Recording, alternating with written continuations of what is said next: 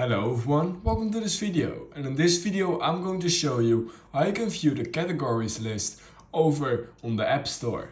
So you might notice that when you're here on the App Store you just don't see any categories lists such as games or finance or any of that. However, they are here, they're just really hidden by Apple for some reason. So here's how you can view the categories list over on your App Store.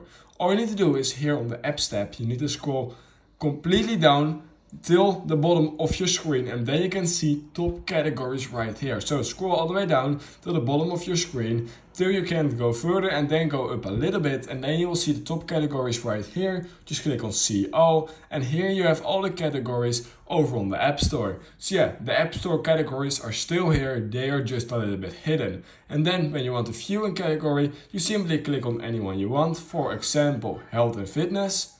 I just simply click on it, and we can see I now am in the health and fitness category. So if you learned something from this video, I would highly appreciate if you could like this video, subscribe to my channel, and I hope I will see you in my next YouTube tutorial video.